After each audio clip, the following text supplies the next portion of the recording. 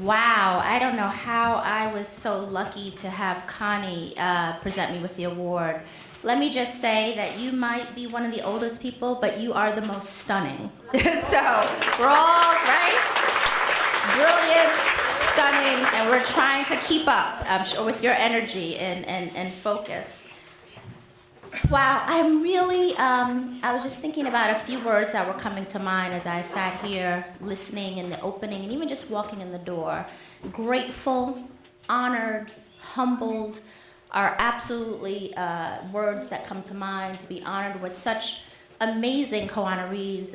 Reverend Sharpton, who I feel like I've known most of my life through my mom, the other fantastic honorees. But grateful is what I kept coming back to. As everyone in this room knows, this work is hard, right? And it takes a toll. And sometimes you get weary. And I feel like I'm in a little bit at a point in time where it's just like, whew, you know, because you know what needs doing. And it's just trying to put all the pieces together and the resources to make it happen.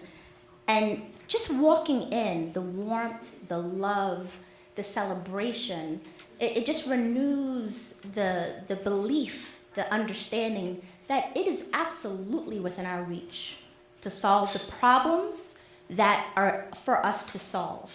It is absolutely within our reach. We have the tools, the skills, the capabilities, the resources.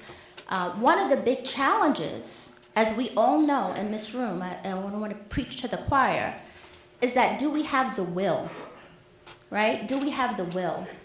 And what I love about the McSilver Institute, you know, and thank you, Lynn and Mary and Gary, for your work, is the honesty that you bring to these issues, right?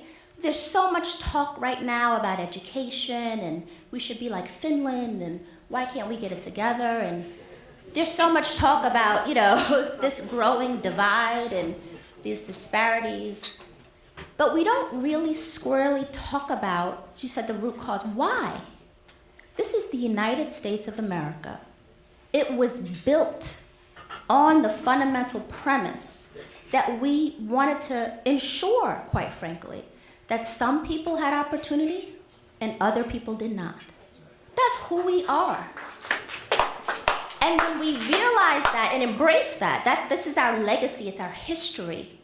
When we think about the gap, the achievement gap, we call it, you know, there were laws, policies, systems in place to ensure that people of color did not have education opportunity.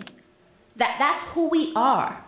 And if we try to solve the problems pretending that we're Finland, right? That we're just homogeneous society, we want everyone to do well, then we'll never get there.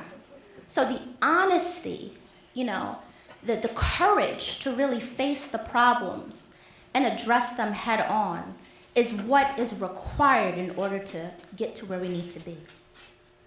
I'm proud that some of my colleagues from United Way are here. Thank you guys who work with me in the vineyard. And I'm also especially proud that my daughter is here. My daughter is a recent graduate from the University of Pennsylvania. She just got her, she got a master's in social policy, right? So she's in the right place. And she is on the PhD track, so Gary, help her.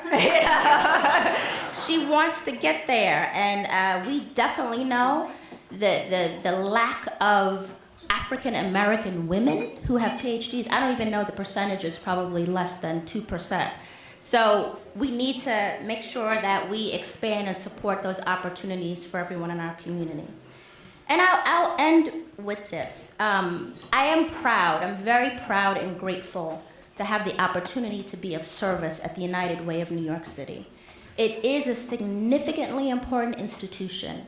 We are focused on the fact that there are 2.7 million New Yorkers that are not self-sufficient. They cannot make ends meet every day. They don't have enough resources to pay for housing, food, childcare, basic fundamental expenses.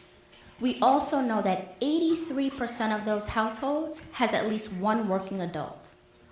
And we also know that there is a solution and that we need to deploy our resources, not individually, not if you're lucky enough to get into this program or if you're lucky enough to get this service, but collectively and systemically.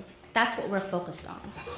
And so for me, who was a young girl in the South Bronx, born to a teenage mom who went on to be a leader in this city, who was able by chance and opportunity to get opportunities for educational advancement. I went to Columbia though, so that's it's a Columbia NYU thing a little bit. That's okay, is that okay?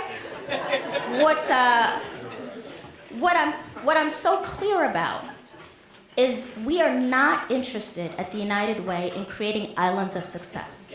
We're not interested in just making sure that those lucky few, like I was, get there. We are squarely focused on being very sharp and focused on making sure we have maximum sustained impact in education and financial strength and stability and health. And we are getting there. We're getting there, but we're getting there together. So I'm grateful for this. I'm grateful for just, as I said, the energy, the love, the brilliance that is the McSilver Institute. What a legacy, Connie. Thank you, thank you, thank you for your gift, and thank you so much for this honor. Thank you.